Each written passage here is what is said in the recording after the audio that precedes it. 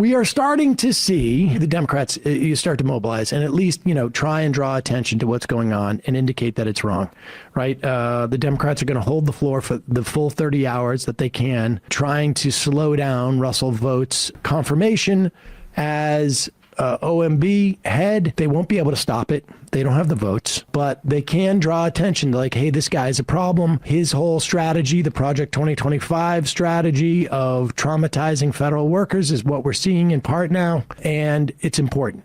It's important for protests like this out in front of the Treasury. And here's Ilhan Omar calling out Trump and Elon Musk for essentially deciding that we no longer have a Congress that appropriates funds.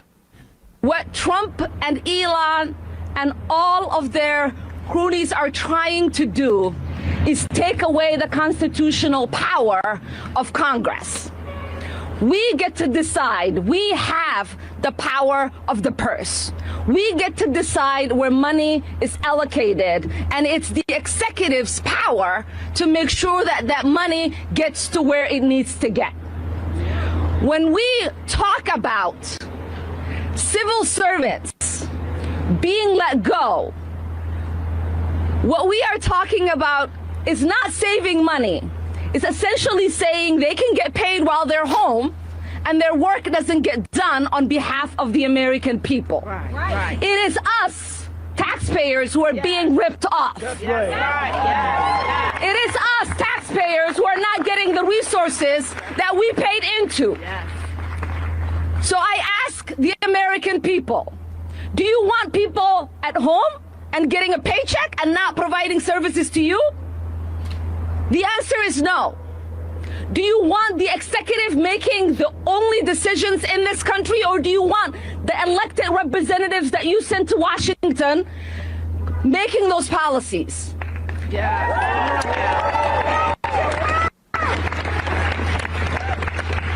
I am exceptionally upset about U.S. aid. I lived in a refugee camp for 4 years as a child surviving civil war. It is the essential programs that U.S. aid provided that kept my family and I fed and safe. It is the resources that so many people around the world rely on. And it is our soft power. Oftentimes, people interact with our country through the military. That does not create love for us, and it certainly does not keep us safe. When the world interacts with Americans through programs that provide essential need, they get to see the heart and compassion of the American people. That's right. So I was on Francesca Fiorentini's show, The Bitchuation Room, and she played that video, a little bit of it, with me yesterday. And it just resonated with me because yesterday we were having conversations about, like, what's the best way to communicate what Musk is trying to do right now, even on the U.S. aid issue. I think she's the perfect person to make that case, because even if there's more complications with U.S. aid, I don't think right now is the right time to make the case about its role in, destabilizing governments overseas. But there are good things that it does, and she talks about it there. And, like, what should American power look like? China gets it. They're helping with infrastructure across Africa at this current moment to build up that soft power. But increasingly, the United States has become a brute military force in the way that it purely engages with people in the global South. And, like, that's all. And she's saying, what do you want American perception to be? And idealizing it in a way that, like, again, it's not necessarily exactly what reality is, but it's what we should strive for ideally anyway. And then, of course, the part at the beginning where she's essentially making the case that every Democrat should be making right now. You're getting ripped off. A billionaire is coming into government and deciding that, like, we're going to shut it down. And are you getting your taxes back? Have you seen the check in the mail? Because for every day that Musk disrupts the functioning of the federal government, that is a billionaire coming into your pocket and taking cash out of it. Because if your taxes aren't going to the functioning of the government, where are they going towards? And I just thought she did such a great job. She's, one of our best members of Congress, but it's like, I hope that more Democrats take lessons from that as opposed to the Chuck Schumer, we will fight, it's like, let's make a positive case in the contrast, which is Pritzker's been doing a really good job of that as well.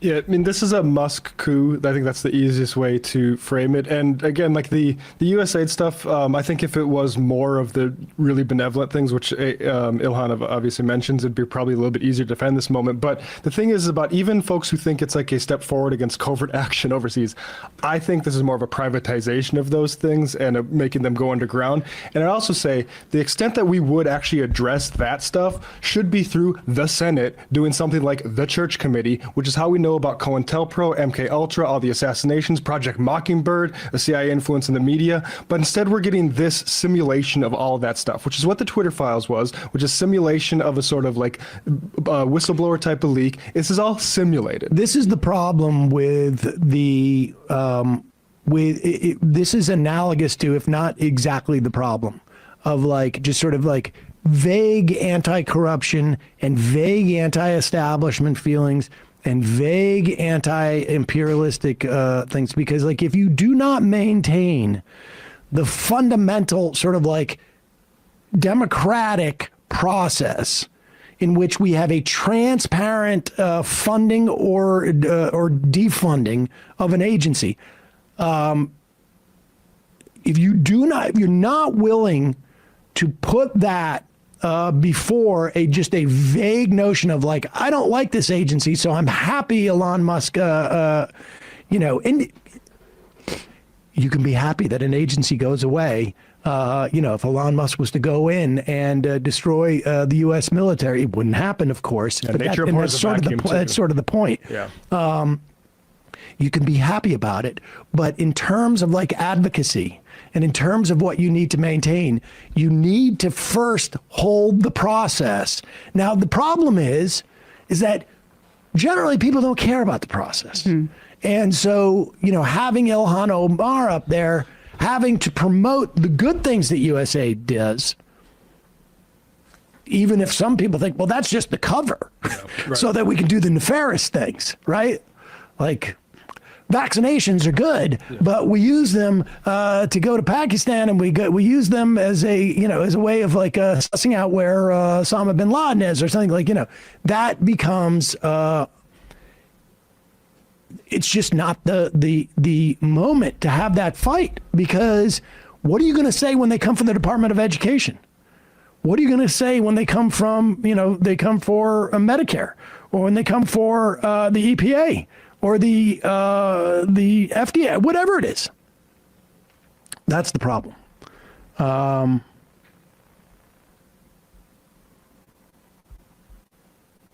brain hurts says not vague, performative, aka kabuki.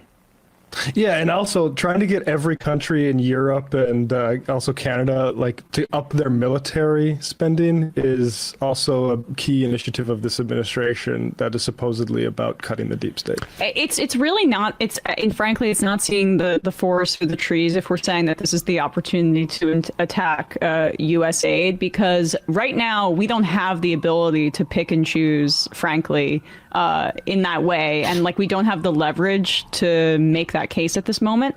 I think it's more about providing an alternative vision as opposition, which requires like thematic consistency and some overarching vision that isn't about getting lost in this kind of conversation. Hold on. And the humanism that Ilhan Omar is pushing there, I think, is the way that the Democrats can make that positive vision, and not like honestly, like the Chris Murphy thing of this is going to hurt us with China. I mean, stupid. Give me a break. Fuck out of here. Old Chomsky says USAID is an intrinsically undemocratic agency. We should pick and choose our battles and what agencies we want to support. But understand, the question is, do you support agencies? Yep. And then the question is, if yes, if you don't support the idea that Congress needs to set up agencies, then fine. I mean, I don't know what to say. Or if even this was the way to get rid of USAID, if you wanted to, it would be through a process where you're looking into all the things you want to look into using Senate investigative And so power. then the question is, if you do not support the ability of a billionaire, the richest man on earth, to walk in and say like, well, I paid for Trump, so I get the keys to the government. If you don't support that, then the question just becomes one of tactics. What's the best way to make this case? One could be, hey, this is problematic because it's not the way that we do things, even though the agency is garbage. Or the other one is to say to the American public, this agency is good and they're going to destroy it. Because I got news for you. At the end of the day, they're not going to be able to prevent him from destroying it. And two, in the event that it was to sort of get remade, it's not going to get remade in the way you want it to unless there's a process. Yeah, and also I think that, just a general defense of USAID, like when people are getting pulled off medicines or food, like that stuff is going to have massive impacts on human beings, and that is worth publicizing. Yeah, That's what Omar's saying. Hey, folks, don't forget to hit the subscribe button and check out our daily show. We do it every day at 12 p.m. Eastern for about 2.5 hours. We even take phone calls. You should check that out.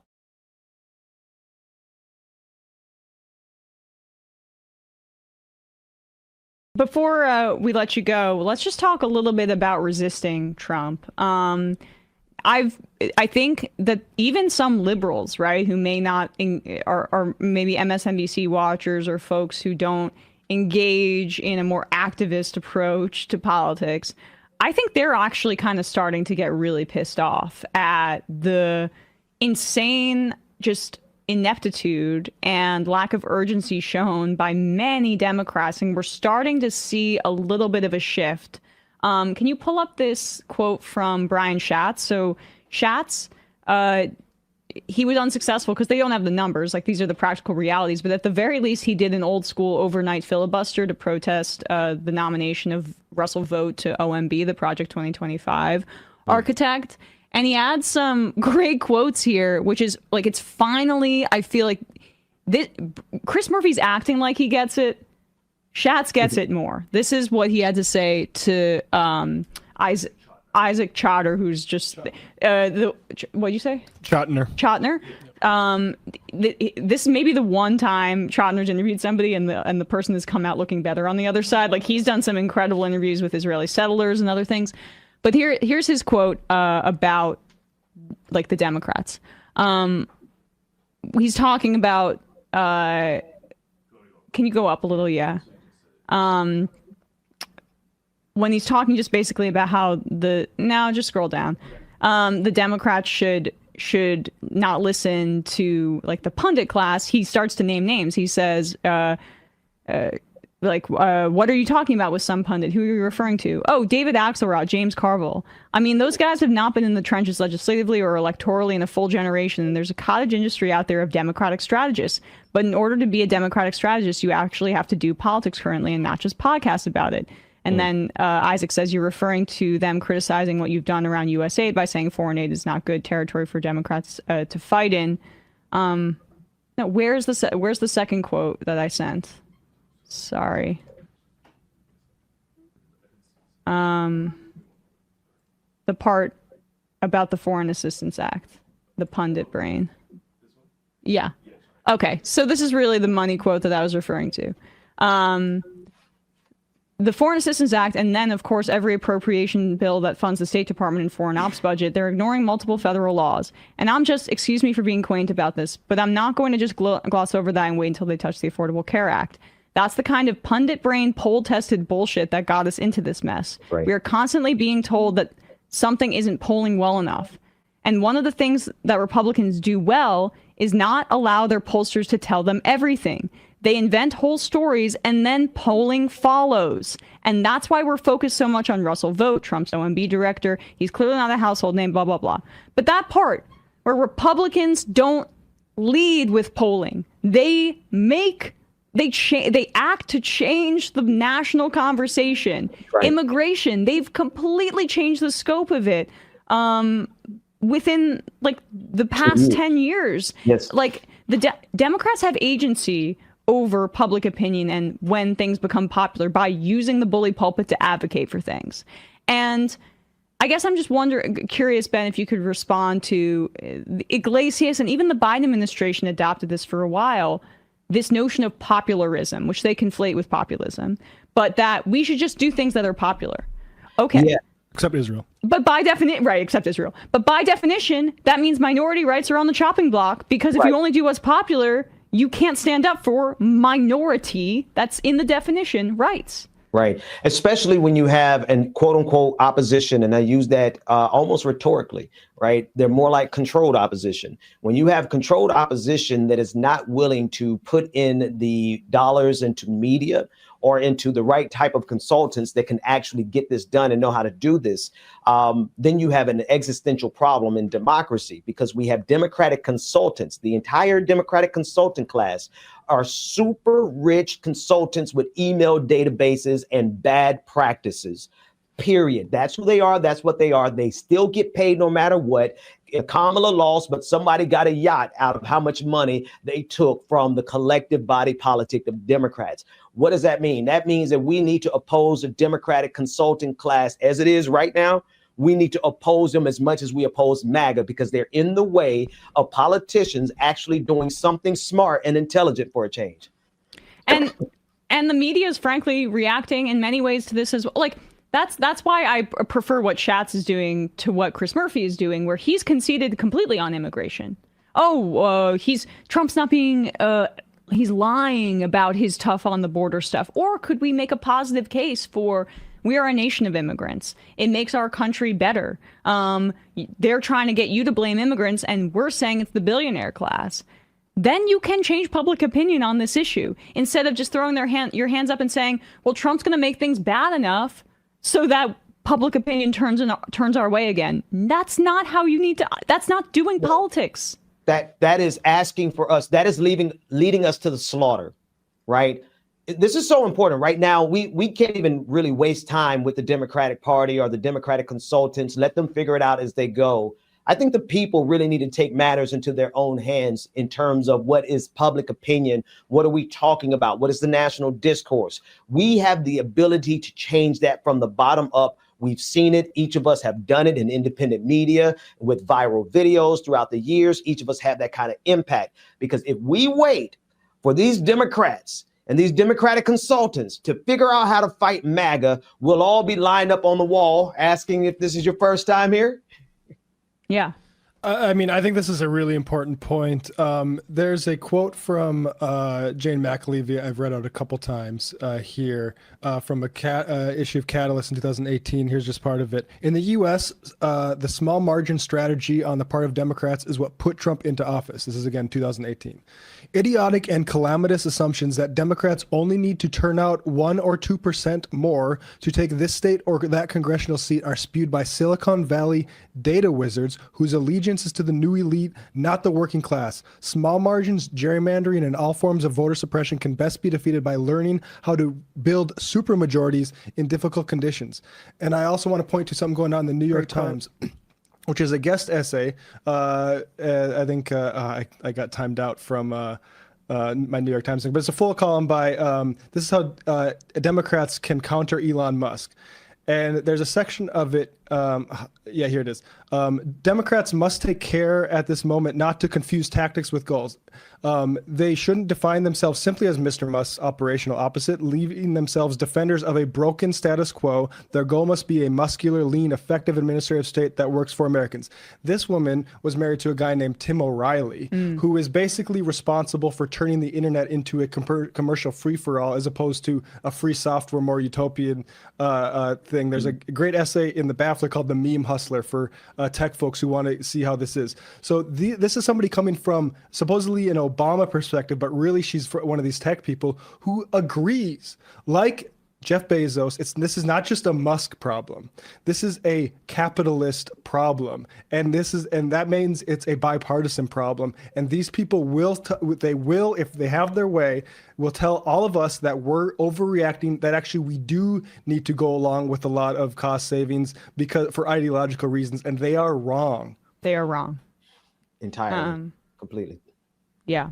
Ben, I guess lastly, I mean, what do you see your role is in opposing Trump here as a member of the press? Because that's Morning Joe and all of them bending the knee. I wonder if they regret that now, because they really underestimate Trump. Barely won the popular vote, and they acted like this was Reagan's, sweep the second time around. I mean, they just rolled over completely. And it was the party, but also members of the media and online media is not exempt from this. Yeah. I'm trying to find a way to bring more creators and folks together to give people a place to at least have catharsis and at best have a path forward to organize, as you talk about. But if you could just expand on this environment that we're in right now. I mean, I know you and I have both kind of had private conversations about this, but.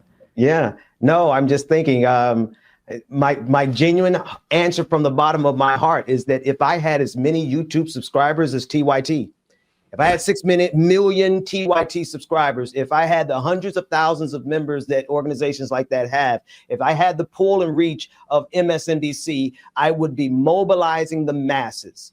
Every single listener, every single subscriber, every single commenter, every person in the chat room, you are important right now. And if we had 6,000 people, if we just had 6,000 people go with a singular message on social media, that would move the dial. If we went with 600,000, that would certainly change the national discourse. But if we went with 6 million people that we have groomed and used over the last 20 years in order to become the biggest media platform in progressive circles, it is a bona fide movement that could stand in the face of MAGA right now, but we don't have that.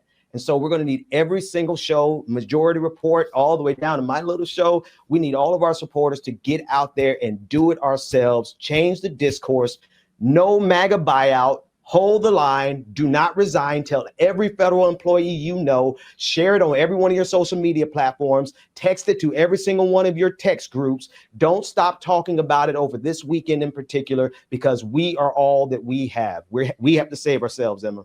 Yeah, it really is a shame. We got to do what we can with our platform, but we're just so outnumbered on the right in terms of finances and resources. And I think a lot of us in this particular kind of independent media space, we're scrambling to come together because we have a fraction of their resources and of honestly their ability to pump Daily Wire to the top of the algorithm or whatever. Yeah. It's just not possible. So in terms of TYT, it's a shame. Yeah. I don't mean to interrupt you, but Majority Report, you all are critical. One of the most impactful and influential. And even though, you all and none of us really have those numbers, what we have counts. And so thank you and Sam and the whole team there, Matt, all of you guys for standing on the wall like this.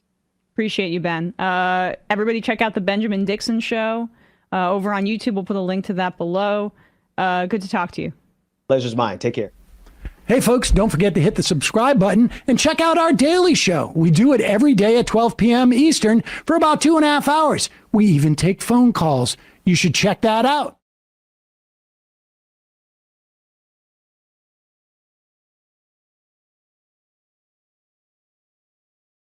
LA Times is reporting that the ports in LA, or I should say imports at the port of LA, are expected to plunge within the next 2 weeks, because all of these shipments that have come from China are basically just, they turned them around.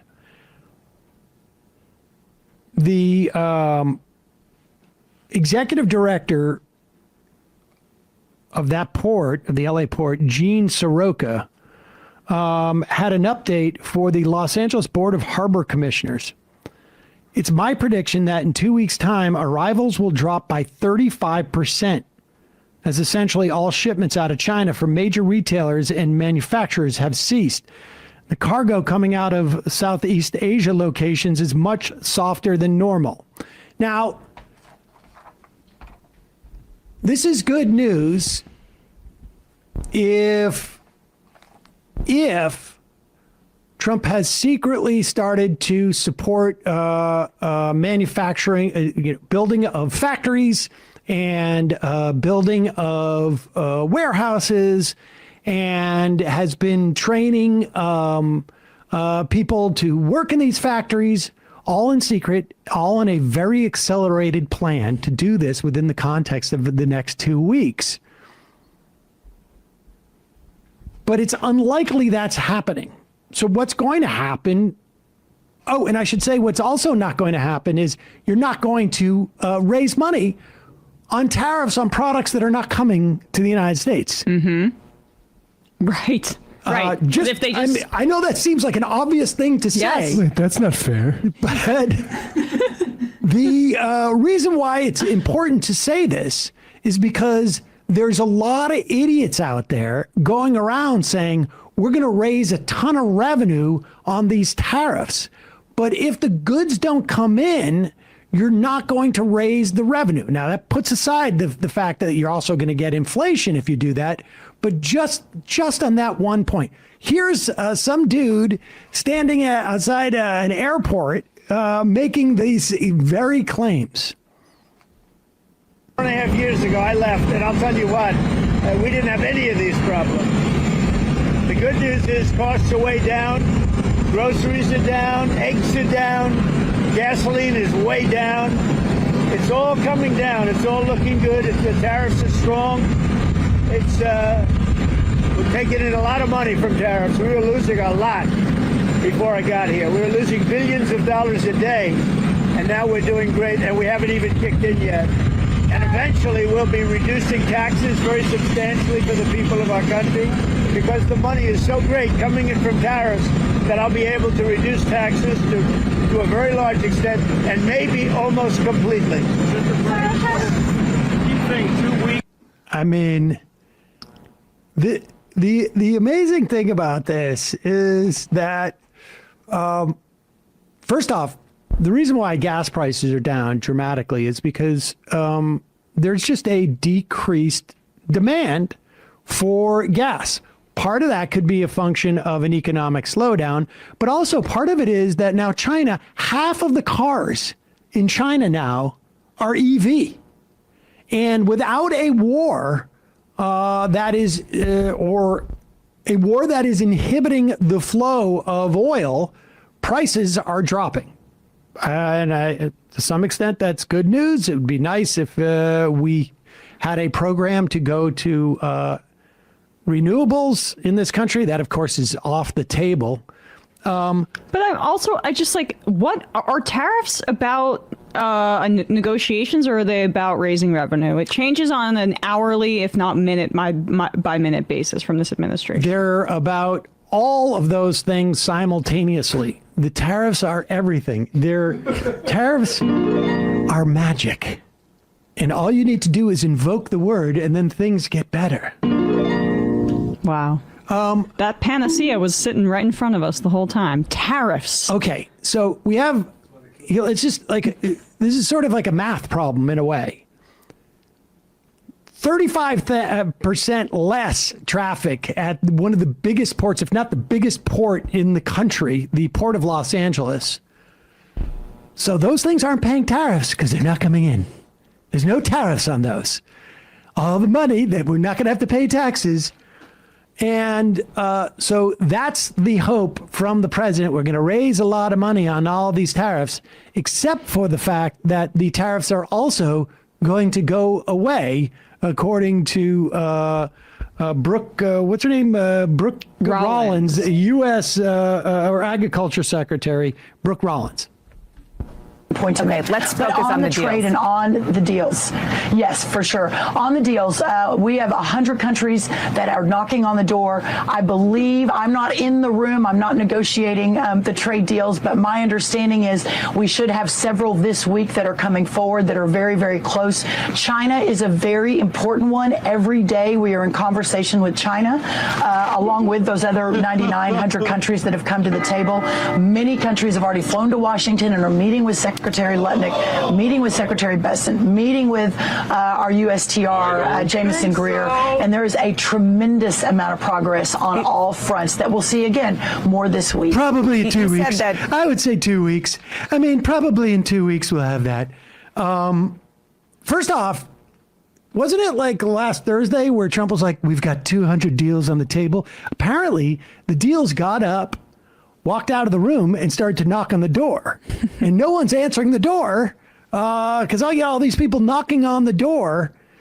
And just to give you an example of what's going on, Besant is saying it's up to China to de-escalate. And listen to the reasoning. Because they sell 5 times more to us than we sell to them. So these 120%, 145% tariffs are sustainable. They already stopped a huge amount of shipments to LA. They don't seem to be terribly worried about it. Subaru, and this is painful to me because they're going to move the production of Subaru Outbacks, at least almost 20,000, or their production capacity of 20,000, which they sold in Canada from an American manufacturer. They are now going to sell those from Japan. And I got news for you. Whatever the deal that they come up with, that's not coming back. Yeah. I mean, so much of this was the exact same thing sold by the Tories to British conservatives about Brexit. We have all these great plans, and actually none of that developed, and just monopoly is one. But China has been saying, let he who tied the bell on the tiger take it off, which is a good phrase of whoever creates a problem should maybe be the one to solve it. And you can do process of elimination with some of these trade deals. Japan, pretty significant one for anybody who wants to say the next Nintendo, is saying, hey, we're not going to join a trade bloc against China.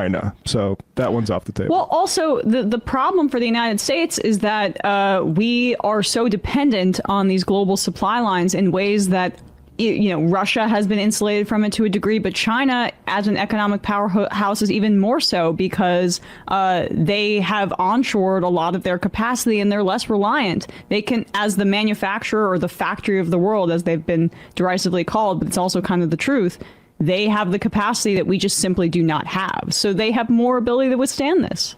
They have plenty of other places to sell it. Fast fashion group, Shine Group Limited. I'm not familiar with their clothes. They're a company that Fast fashion. Fast fashion. It's some bad business practices, but very cheap goods now, no longer. Not cheap any longer. Yeah. They announced a bunch of price hikes for the U.S. Markups significantly higher in some categories than others. According to data compiled by Bloomberg News, the average price for the top 100 products in the beauty and health category increased by 51% from Thursday, with several of the items more than doubling in price. For home and kitchen products and toys, the average jump was 30%, led by a massive 377% increase in the price of a 10-piece set of kitchen towels. Women's clothing, the rise was closer to 8%. These are the kinds of goods that are sold in things like Dollar Tree, right? Which is where people are going to be feeling this the most. It's why we talk about tariffs as a regressive tax. The people that are shopping at Dollar Tree are going to experience this most acutely. 100%. Now, I know this is impossible because supposedly the government's paying these. So I don't know how this inflation is happening. Oh, like the level of conspiracism from this administration, like talking about eliminating income tax. I mean, this is the kind of thing that like we would mock, that conservatives would bandy about on a podcast or a radio show, John and how Birch Society stuff. right, how insane it is. But Individual income taxes estimated for 2025 are to bring in $2.69 trillion for 1 year, fiscal year for the federal government. The current tariff estimate is $63 billion. Well, maybe I'll just cancel my taxes off of the tariffs. How's that? And then if you replace it with just tariffs, then that's just regressive taxation on the poorest people to replace our already regressive tax system that should be rejiggered to make it so it's like higher taxes on the wealthy. It's insane. I know Trump just says stuff that comes into his head, but when he was saying that we've been paying out billions and now we're going to get that money back. Just getting stuff in return. Do you is it possible he just has absolutely no idea what tariffs are? Yeah. Kind of. Or what a trade deficit is. That involved reading and the pictures were just too complicated. Like, I think he views it as some sort of like sports league table and the America's losing somehow. But it's like, no, we're getting stuff in return for this. It's so strange. Trump says he's considering ways to serve a third term as president. Every time we call out Trump's authoritarianism, the right calls it media hysteria. But here's your reminder. Trump is openly trying to defy the Constitution and run for a third term. But if you don't know the bias behind your news, you might actually believe Trump's just teasing us. Go to ground.news/majority to see how framing influences more than your perception. Media bias is powerful enough to shape policy and, yes, even Trump's ability to undermine the Constitution. That's why we've partnered with Ground News for years now. Their app and website breaks down how the most critical issues we're facing are being spun. By exposing each reporting source's hidden agendas, I can see the world as it is, not as their biases want me to. Even better, if I'm ever reading about an issue on another site, their browser extension flags the source's political bias and instantly links me to other reports so I can verify the information. They're not some new tool I needed to learn. Ground News is a better version of the doom scrolling we're already doing. And after reading your comments, it's clear you'd benefit from them too. I got my viewers 40% off the same unlimited access Vantage plan that I've been using. That's just $5 a month for clarity and context when you go to ground.news/majority or scan my QR code. Democracy thrives on knowing the full story, not just the version you're fed. So sign up for Ground News today. Hey folks, don't forget to hit the subscribe button and check out our daily show. We do it every day at 12 p.m. Eastern for about 2.5 hours. We even take phone calls. You should check that out.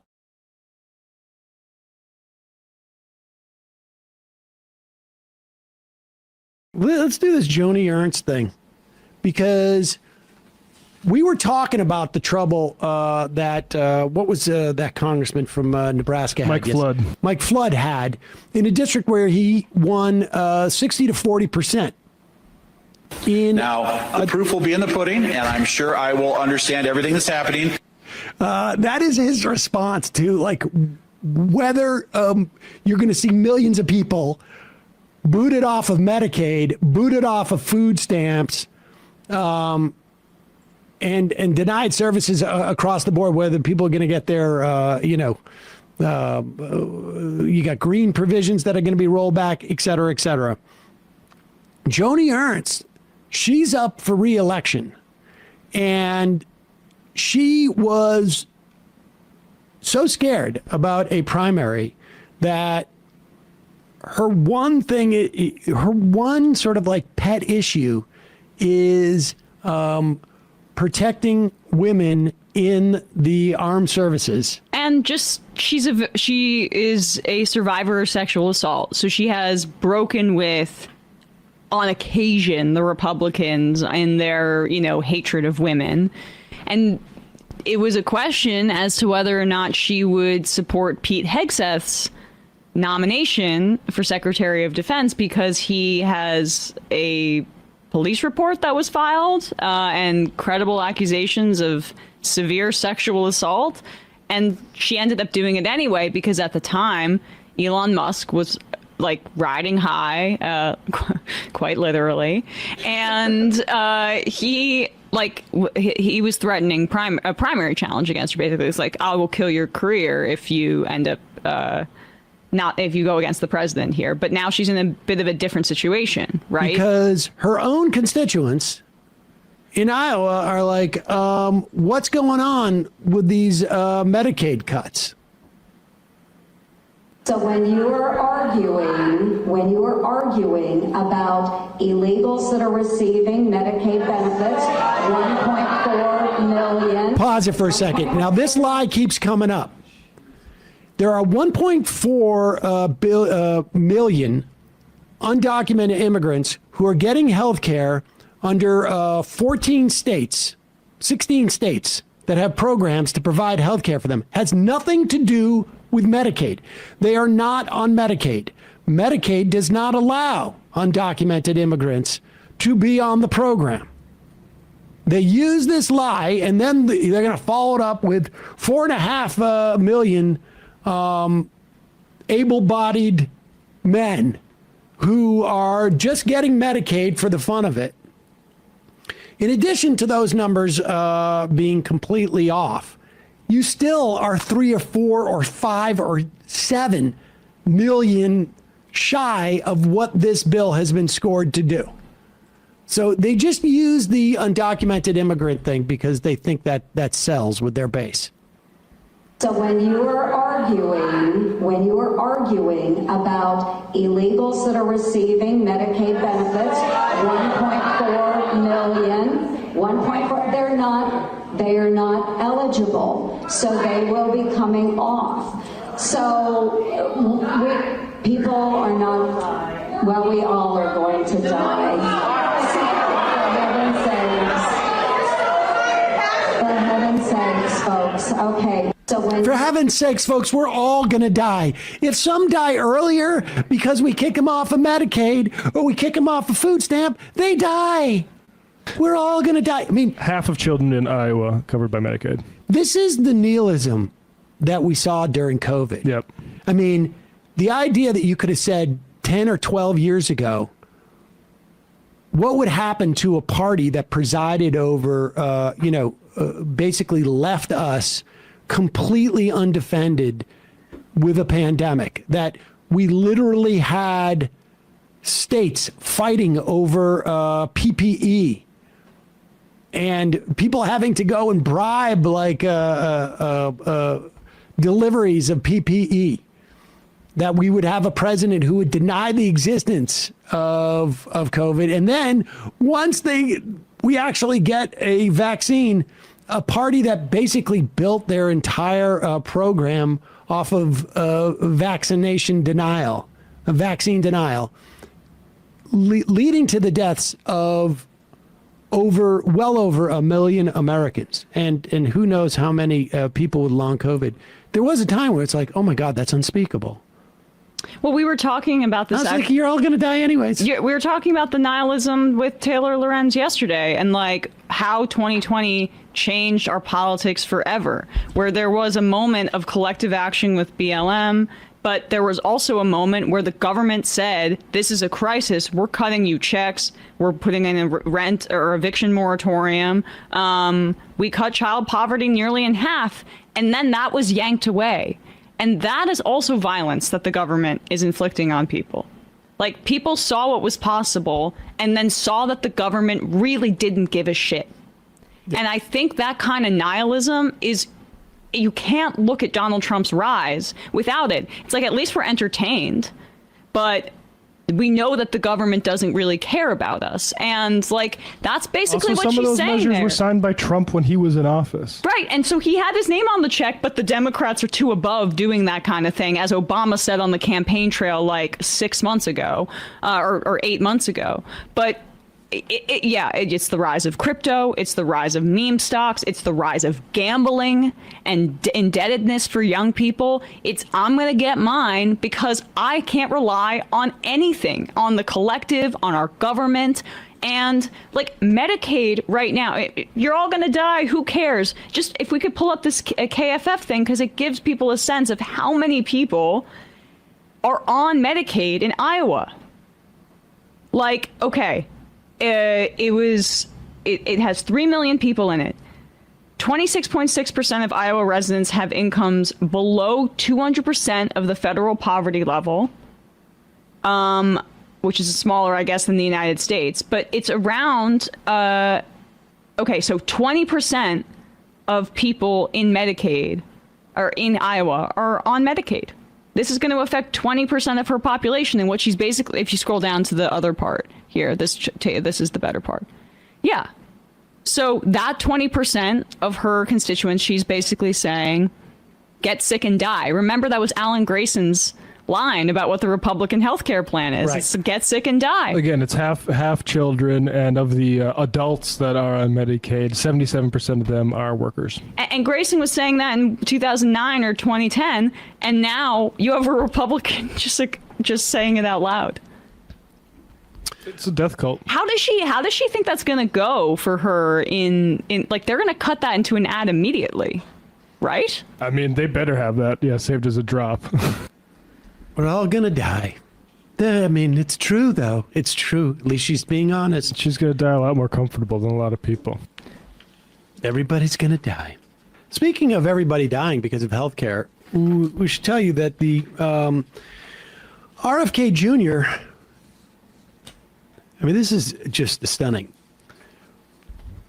We know that measles are still sort of like exploding across the country. We don't hear as much about it because, of course, the CDC is barred from issuing this and doing any type of publicity that would encourage people to get vaccinated against the that would measles. make Trump feel bad, so let's pretend it doesn't exist. Department of Health and Human Services under Robert Kennedy canceled millions of dollars in federal funding that was awarded to Moderna to produce an mRNA vaccine against flu viruses with pandemic potential, including the H5N1 bird flu, which is currently sweeping through U.S. poultry and dairy cows. Last July, the Biden administration's HHS awarded Moderna $176 million to accelerate the development of mRNA-based pandemic influenza vaccines. The beauty of mRNA technology is that you can create sort of almost like a platform that can be modified to deal with specific variants of flu or virus, etc. And on Wednesday, the Trump administration decided to renege on the contract. This was right as Moderna reported positive results from an early trial vaccine targeting the H5 influenza viruses. In a preliminary trial of 300 healthy adults, the vaccine candidate appeared safe and boosted antibody levels against the virus by 44.5-fold. And Kennedy canceled that contract. I imagine Moderna will figure out a way of continuing the work, but the hostility towards defending us from a potential pandemic is alarming. Do we know that Moderna will continue that work, though? We don't know. Like, okay, yeah. My point is just like, this is why capitalism can't solve our health crises, because unless we have a government saying, like, you have to research this, they have to have a profit incentive to research something. That's the problem. Yeah, no, there may be others at this point because they've, gone far enough down the road that they're going to be able to find other funding sources. Maybe it's other governments. I don't know. But here is Caroline Levitt talking about a MAHA report that is Make America Healthy Again, about kids, and apparently it was done by somebody's probably non-premium version of AI, where the AI decided to cite reports and studies that were fake. Okay, but the people that cited were real. They just hadn't written what ChatGPT said it cited. It must have been one of those things where, like, it's scrolling through some story about the report's authors, the purported report's authors, Yep. when they had talked about something else or somebody else had talked about And then it. makes up what they think they were talking about. Exactly. Thanks so much, Caroline. A Notice investigation found that the Hallmark Maha Commission report that was released last week cites studies that appear to not exist. We know that because in part we reached out to some of the listed authors who said that they didn't write the studies cited. So I want to ask, does the White House have confidence that the information coming from HHS can be trusted? Yes, we have complete confidence in Secretary Kennedy and his team at HHS. I understand there were some formatting issues with the Maha report that are being addressed, and the report will be updated, but it does not negate the substance of the report, which, as you know, is one of the most transformative health reports that has ever been released by the federal government, and is backed on good science that has never been recognized by the federal government. And a quick follow-up, can you talk about what tools or research goes into production of these kinds of reports? For instance, is it AI that's used to put together these reports now? I can't speak to that. I would defer you to the Department of Health and Human Services. What I know is just what I told you. I don't want to be a pedantic, because God knows I mispronounce words and I'm sure I use words that don't exist. But you're not going to defer you. You're going to either refer you or you're going to defer to the Health and Human Services. I'm going to obstruct or basically pretend I don't know what you're saying. Formatting? Yeah, formatting. Is that what it was? Yeah, they made a report that had false citations, and it was a formatting problem. That's like a double spaced versus a 1.5 spaced thing, not like this thing that we cite to sort of warrant the claims that we make is a figment of a computer's imagination. Yeah, that's not great. Apparently, so Notice found that initial fake report, and the New York Times found two more, or fake citation. The New York Times found two more fake citations in it as well. That's why I say never use citations. If you're only asking for trouble. Let's go to The line is just unbelievable on like all these stories. Just it's the most transformative health report ever, and of course I trust it, and that's just a formatting error. But like they all have to talk like Trump now, right? That's what she's doing there. The hyperbole. It's exhausting. So at least Trump has charisma about it. Stephen Miller and her doing it, it's like, ugh. It does make me slightly queasy that Notice, and credit to them for having gone and looked up the footnotes here, but doesn't it make you guys a little queasy that like other major media outlets weren't? I mean, are they going and checking footnotes of these huge government reports? I mean, exactly. All due respect to Notice. I mean, the idea that you don't have the New York Times breaking this type of story is nuts. Because they're using AI. 404 Media had a good piece on Chicago Sun-Times last week, I think, that talked about they had a movie preview, I think it was, or maybe it was a novel preview, and it was doing the same thing. It was citing real authors and inventing books that they had supposedly had coming out. And of course, nobody checks and like, oh, we usually don't do this with AI. Something got through the guidelines. And it's like, no, you were being cheap and they got caught. And like, okay, so the Times talked to one of the researchers, Dr. Keyes. She noted that her research had indeed showed that rates of depression and anxiety were rising among adolescents, as the report said they were. But the faulty citation, quote, certainly makes me concerned about the evidence base that conclusions are being drawn from, she said. The report also originally cited a paper on direct-to-consumer advertising of prescription drugs published in The Lancet in 2005. A paper with that title does exist, but it was a perspective piece from the expert, not a study.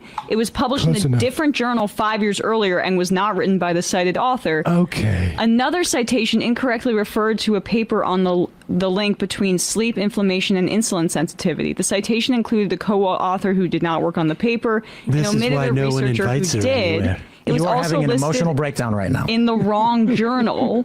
So like, also this is where they hate peer review too, where they're like, they want anything that's published by these people to be included, where they don't go through traditional scientific processes. First but I of guess.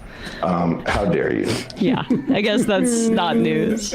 Brett, this is a win for the Weinstein line of intellectualism, right? Where having no respect for your peers, but like alternative science. It's literally what Eric said yesterday, which is that in the future, okay, none of his peers will ever recognize his genius, but an AI will sometime down the line. Like, well, the AI just gave you this now. Okay, I'm sorry. One more thing. Experts said even some of the correctly cited papers were inaccurately summarized. Oh, that's just formatting. For example, Stop the fraud! Stop the count!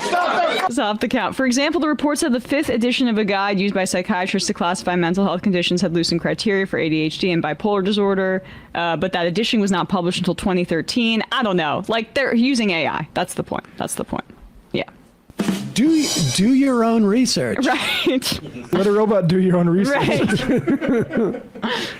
Hey, folks, don't forget to hit the subscribe button and check out our daily show. We do it every day at 12 p.m. Eastern for about 2.5 hours. We even take phone calls. You should check that out.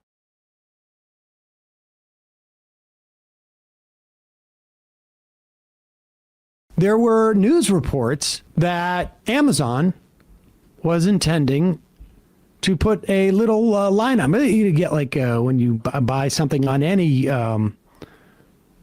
online play. I mean, really, I guess even in IRL, as it were, you'll get like a breakdown, like tax. Here's a weird service fee that probably means nothing. Here's sometimes now at restaurants, in New York, you get like calorie counts. No, I mean like not a tip, but like a service fee for, to make sure that people in the back of the kitchen get paid, that type of thing, or something like that. Yeah. And Amazon apparently was planning to attribute part of the costs of any item, which, I mean, frankly, I like that type of transparency. We should know if they're going to jack up the cost, not just for those things that they pay a tariff on, but we should also know that if the prices go up on something, they can't falsely attribute it to tariffs in general. Right. And that was their plan, which seems like a very reasonable thing to do. And that was a declaration of war as far as the Trump administration was concerned. Here is Caroline Leavitt. She is the White House press secretary. One of the senior members of the administration relative to like the Doge Boys. I'm talking in terms of age. Oh, she is in her upper 20s, so it makes her a very seasoned veteran. Yep. And here she is talking about this despicable move by Amazon. I don't know why they're not proud of it, because we're going to be making so much money that we're not going to have to pay. There's not going to be any income taxes. This is great for the economy. We get to see how the tariffs are working in real time. Most transparent administration. So it was reported this morning that Amazon will soon display a little number next to the price of each product that shows how much the Trump tariffs are adding to the cost of each product. So isn't that a perfect, crystal clear demonstration that it's the American consumer and not China who is going to have to pay for these policies? I will take this, since I just got off the phone with the president about Amazon's announcement. This is a hostile and political act by Amazon. Why didn't Amazon do this when the Biden administration hiked inflation to the highest level in 40 years? And I would also add that... Oh, pause it for 1 second. What? How would you, I'm just trying to work this out. How would you go like what would they do? Put a line item that go like the Biden inflation hike? The pandemic tax. Probably because it was the sellers that were hiking prices and not the Biden administration telling them to raise prices. And incidentally, they knew that the prices were raised, but you could see the number. Right? Like, I mean, according to Donald Trump, the line item for tariffs should be 0 cents. Mm-hmm. And it would be a great way to prove to the American public that you're not paying for the tariffs. I mean, maybe in some instances, it could actually be negative. Like, China paid this. Right. Even though it's coming out of your bank. Well, it's sort of the same dynamic with Mexico's going to pay for the wall. We're just going to front them the money. Yeah, just give me $8 and China will pay it eventually. Go back. And the amazing thing is, like, first off, this press conference is at 8:56 a.m. So Trump is actually, maybe it's like they must have said something on Fox and Friends this morning, and so he just lost it. And he got on the phone with her, like, I'm paying attention to this. This freaked them out so very much, and well, we'll tell you the rest of the story after this. I will take this since I just got off the phone with the president about Amazon's announcement. This is a hostile and political act by Amazon. Why didn't Amazon do this when the Biden administration hiked inflation to the highest level in 40 years? And I would also add that it's not a surprise because, as Reuters recently wrote, Amazon has partnered with a Chinese propaganda arm. So this is another reason why Americans Stop. Was that the picture of the arm? Was that the picture of the arm? Go back. There's the arm. Is that the Chinese propaganda arm? It's holding the Amazon Fire. Incidentally, didn't we ban TikTok? Yeah, any day now. I mean, apparently on TikTok, there is a never-ending stream of reminding Americans that this stuff, they're not going to get stuff or it's going to be more expensive now. So why didn't Trump go through with the ban on TikTok? Well, I think it's still a matter of these negotiations, right? Oh, Oh, yeah, right. I have it right here. China says there are no trade tariff talks. This is confusing. It is. This is why we get the big money to figure this stuff out.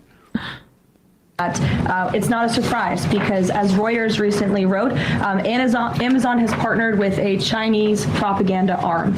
So this is another reason why Americans should buy American. It's another reason why we are onshoring critical supply chains here at home to shore up our own critical supply chain and boost our own manufacturing here. And the Iraq. So, okay, wait a second. So wait, are we back to the reason why we're doing this is not to raise money so that we don't have taxes, and not so that we can win. It's to onshore manufacturing, shoring manufacturing. Interesting. Okay. It's really is just pick one of those out of a hat, and it will change on an hourly basis what the purpose of also the tariffs it's because are. of fentanyl. That too. Now, Jeff Stein reports, I guess. Like an hour after this press conference. Was it an hour after the press conference or was it before the press conference? Oh, I guess it does say 7:13 in the morning. So that's prior to this But wait a press second, conference. but he wrote that, I'm confused by the timing on that because he wrote that Levitt, and I thought that there might be an internal issue with this system. East Pacific time. This is recent. Okay, so right after that, then Amazon spokesperson says this was never under consideration for the main Amazon website. Says Amazon Hall has considered listing import price duties on certain products. Folks, if you use Amazon, I would write them and request that you get to see the tariff prices. Yeah. I think this is a great idea for all, just from a consumer protection standpoint. So I shop, I guess I'll out myself as a consumer. I bought some shorts from a company called Fabletics a month ago. In the receipt, there's a little thing called the tariff surcharge for $5.25 that was on a $60 order. Recent changes to tariff policy have increased. Hold on, that's almost 10%.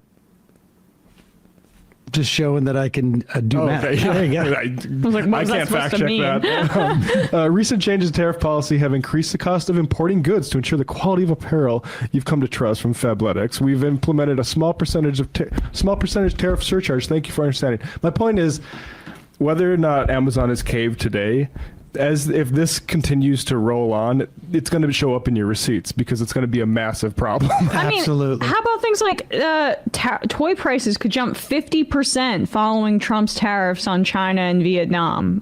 That's going to have a real impact. And as we said yesterday, the cheapest items at the dollar store that are manufactured in China, those are the stuff that's going to be hit the hardest in terms of percentage increases, and the people that buy those things are usually lower income people.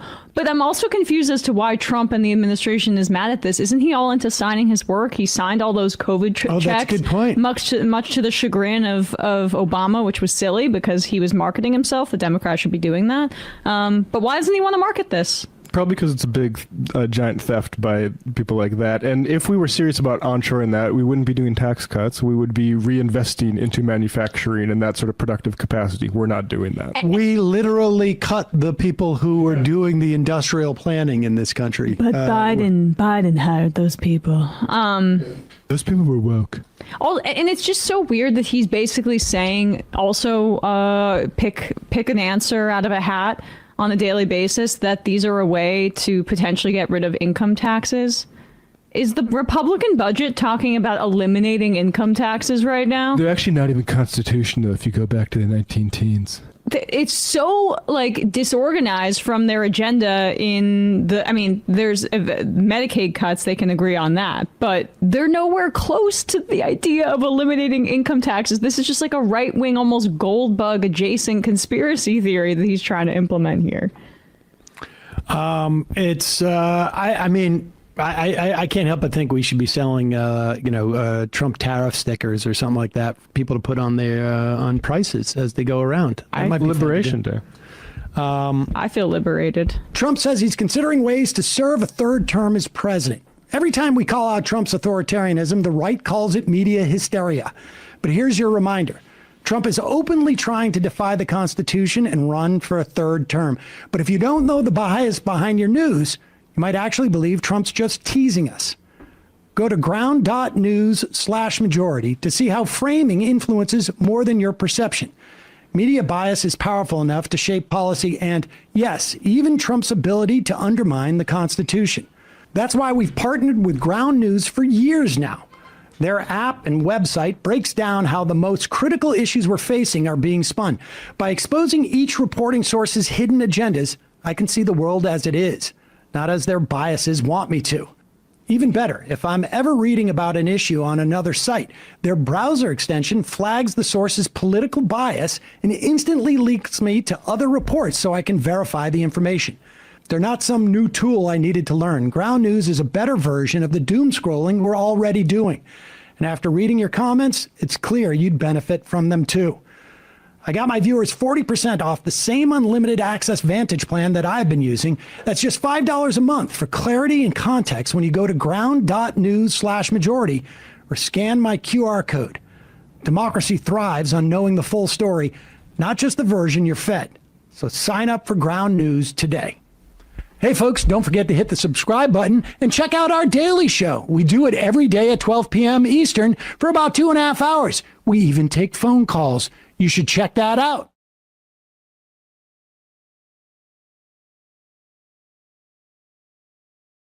There's also like another a bomb, essentially, and it is winding its way through the Senate. This reconciliation bill, and you have a piece out just, I think, yesterday about what it's just going to do to not just to Medicaid.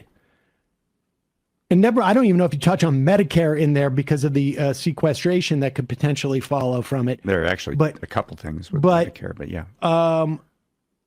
The entire sort of like medical system that's going to be, like, I don't know if there's ever been a single bill that I remember, at least in the 20 years that I've been doing this, that has such dramatic implications for daily life for so many millions of Americans in a negative way. It's going to affect every American at some level.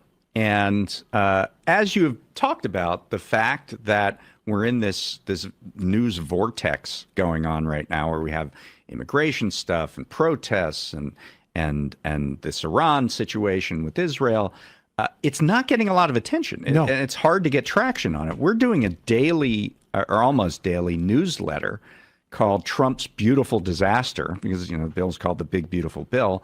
So we went back to the 90s with a 311 reference, Beautiful Disaster, a song by a band there. But anyway, so And, we're covering it because of this impact. But it's been hard to break through. And I don't think people realize the extent to which this will have such a massive amount of disruption, particularly in the health system. So right now, the situation is that a number of rural hospitals in particular are struggling to survive. There is a report that says 1/3 of all rural hospitals, and that's about 700 hospitals across the country, are at risk of closure right now.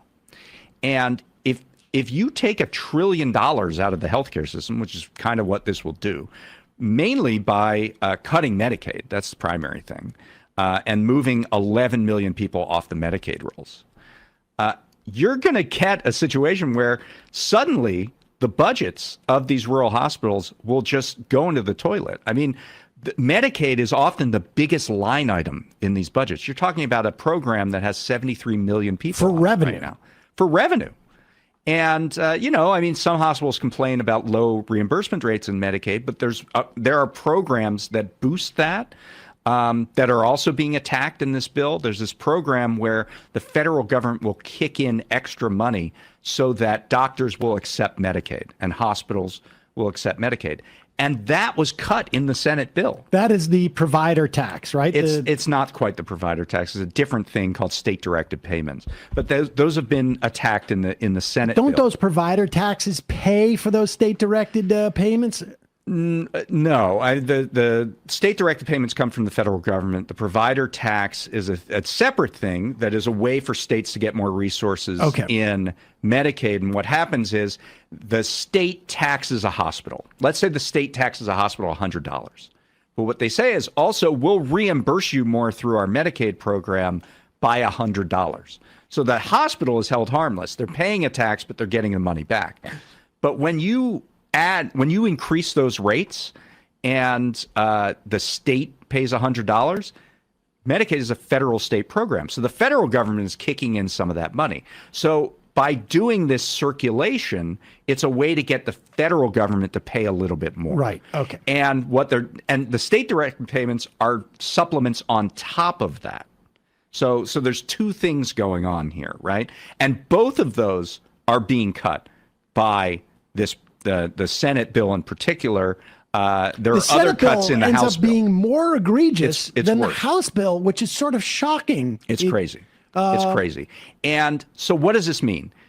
There are hundreds of rural hospitals that are likely to have to close because of what happens in this bill. And what does it mean when a hospital closes? There are sick people in the hospital that have to be moved. And if you're talking about a rural hospital, it's probably have to be moved an hour, 2 hours, 3 hours away. And that could be life-threatening in and of itself.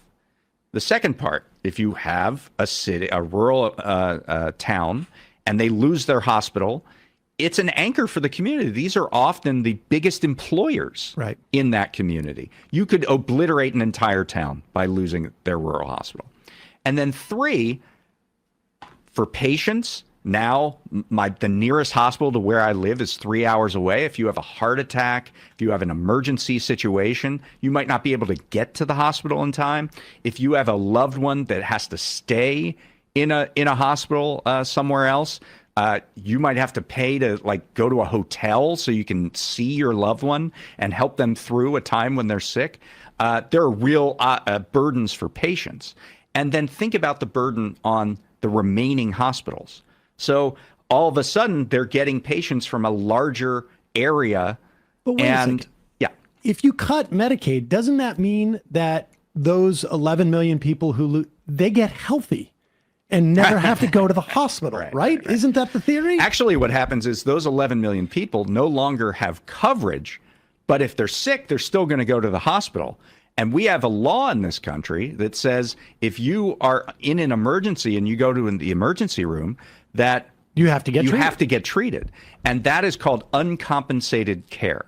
So if that person can't afford it because, they were poor enough to be on Medicaid and they don't have health insurance, they're going to basically go and get treatment without getting paid. And that's a burden on the hospitals. And budget. then it ends up being a cost that is picked up by private insurance and by essentially the public dole. More by the hospitals, right? Because the hospitals are the one giving the treatment and not getting paid but for it. But they pass that. Well, they asked for higher payments, but they might not be able to wrangle higher payments out of the insurance companies. And the other part of this is that more people are going to be coming in, whether they're insured or uninsured. They're going to be coming into that hospital. Hospitals are already understaffed. They already need more physicians. They already need more nurses. If you had a week wait time to see a doctor before, maybe it's 2 weeks now. And the healthcare system is very interdependent. If you have something go down in one side of it, the other side's going to be affected. COVID. I mean, we saw how supplies had to be moved within the hospital system. If you have shut down a bunch of public hospitals, like Andrew Cuomo happened to have in the run up before COVID, there are hospitals that get overrun in terms of the burden and in cost and whatnot. And so this is going to have, and we should say that as little attention as it has gotten relative to the implications of this, look at the polling on this. Let's play this clip from Harry Enton on, is that his name, Harry Enton? Yeah. On CNN.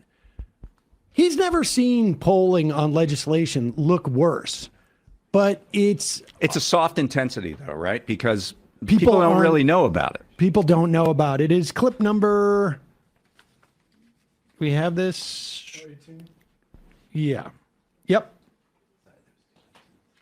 And of course, there's other elements of this bill, and but this is like sort of where the biggest chunk of money in terms of cuts are coming from. That's right. Where is support for this mega bill? You know, I'm really surprised when I look at polling data. I look at it every day.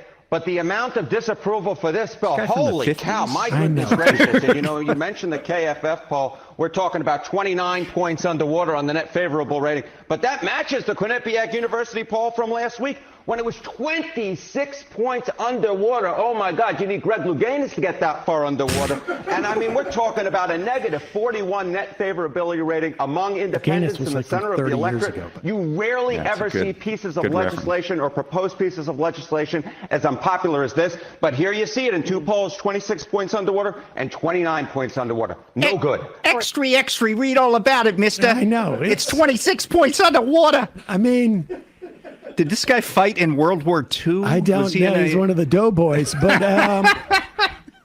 I mean, this is pretty stunning, but also does not seem to have, I mean, what are the prospects? Well, let's first talk about the bird bath stuff, because there's a lot of stuff in this bill that came from the House that goes into Senate. It's a reconciliation process,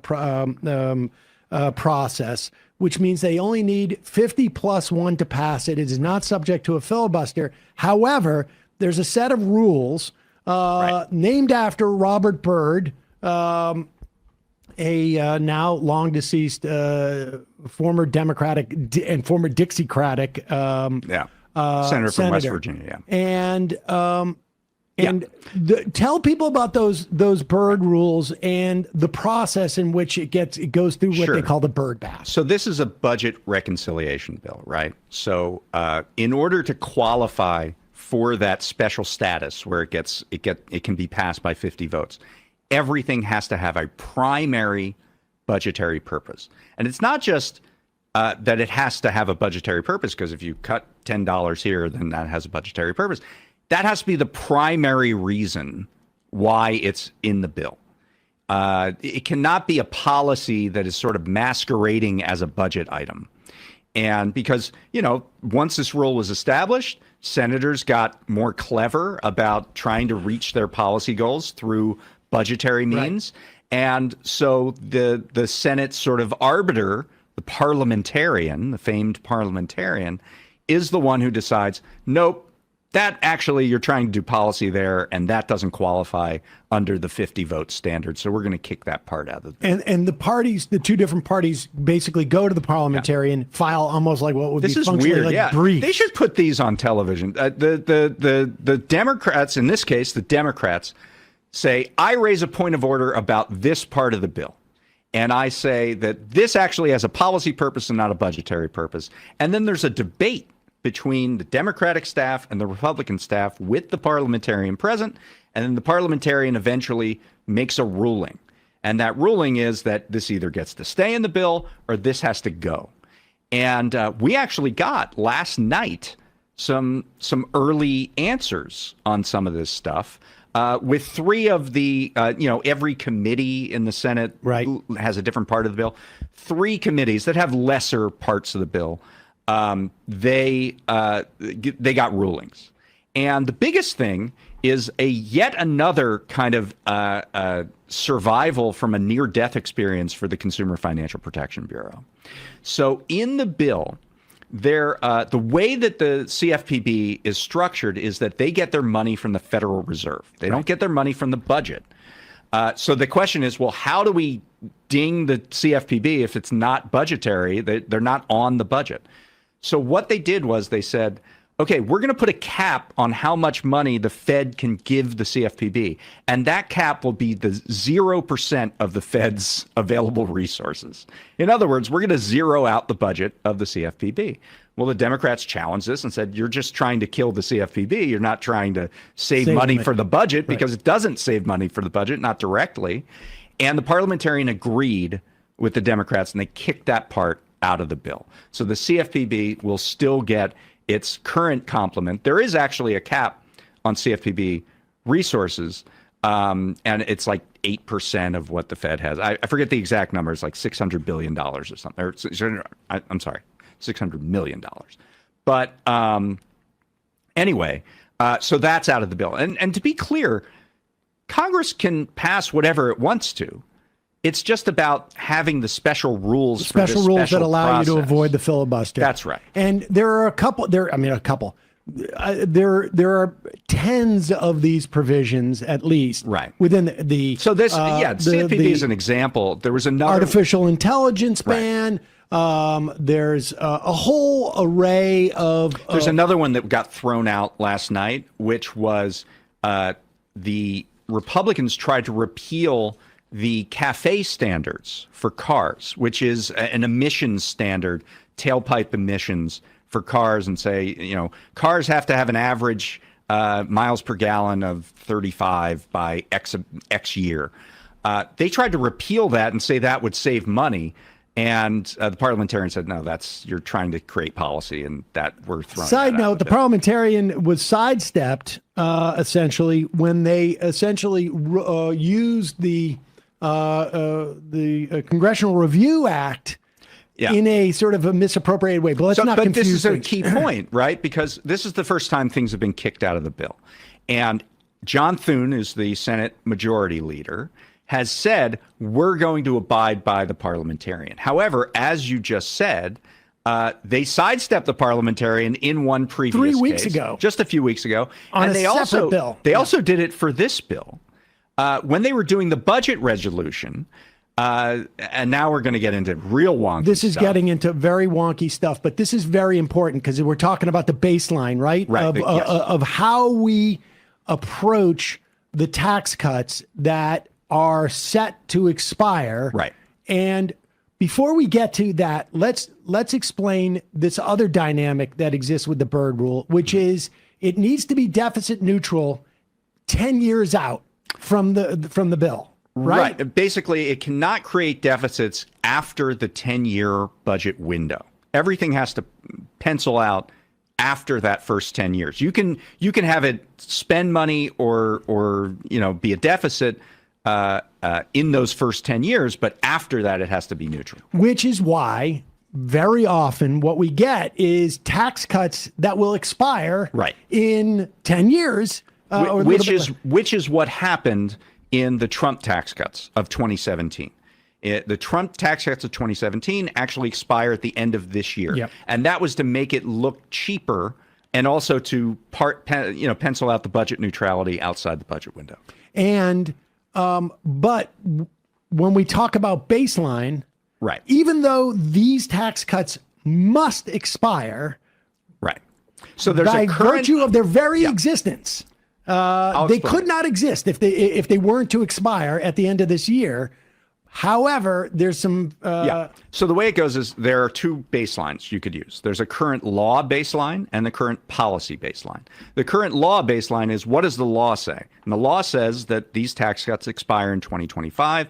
And therefore, if you extend them, it will cost the amount of the tax cuts in 2026 and 27 and 28 and 29 and so on. If you use the current policy baseline, the current policy is these tax cuts are in place. So if they just stay in place, that doesn't cost any money because it's just the same budget baseline as we have this year. And this is a really key point because of the rules of not just the rules of budget reconciliation, but also what it looks like to the public. Does it look like these things cost $3 trillion, or does it look like it's the difference between that and the bill looking like it saves money over the next 10 years, right? So the Senate is really, really interested in doing a current policy baseline. The Republican Senate. The Republican Senate. And the Democrats have said, well, that violates any standard because you could just pass a reconciliation bill saying Medicare for all, but we're only doing it for 1 year. And then the next year pass a reconciliation bill that says Medicare for all permanently, and that doesn't cost any money because it's current policy. Right. So is that really what you want to go for, Republicans?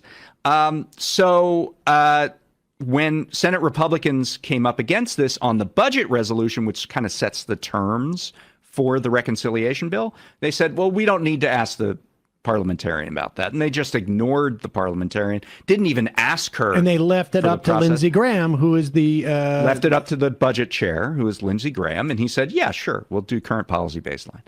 Now we're in a position with the bill itself where Democrats are going to challenge that. And they're going to have the same debate in front of the parliamentarian this time.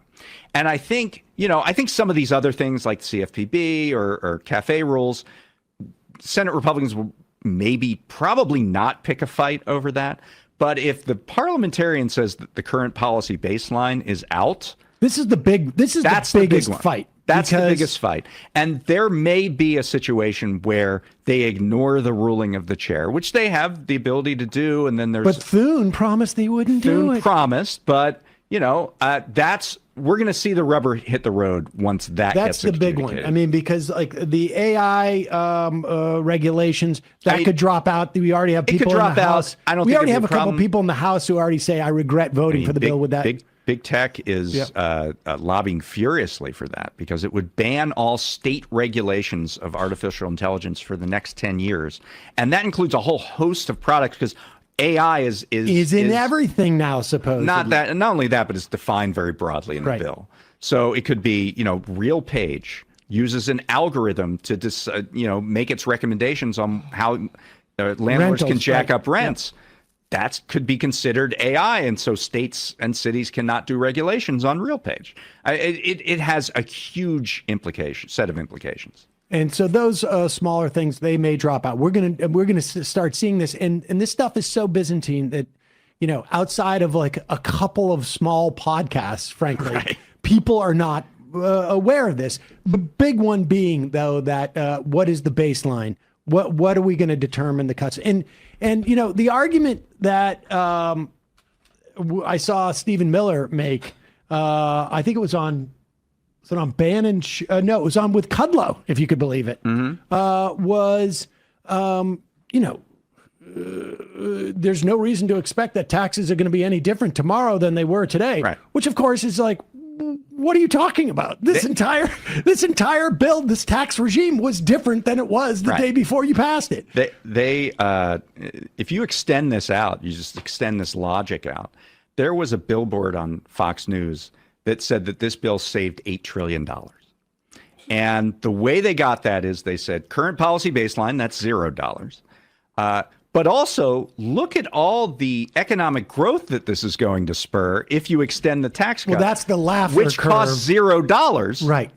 They said, oh, that's $3 trillion.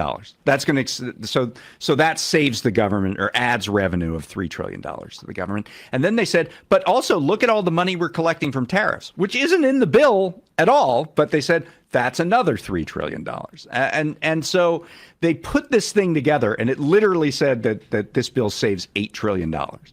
I don't understand why they even bother to why not just put out a number and just, instead of like trying to have to reverse engineer where you're getting these figures for. I mean, they're literally just numbers floating in the air, and they just shove them in there, and they're meaningless. It feels like we don't have a media, broadly speaking, that has the ability to push back on these sort of completely fake narratives that exist. Hey, folks, don't forget to hit the subscribe button and check out our daily show. We do it every day at 12 p.m. Eastern for about 2.5 hours. We even take phone calls. You should check that out.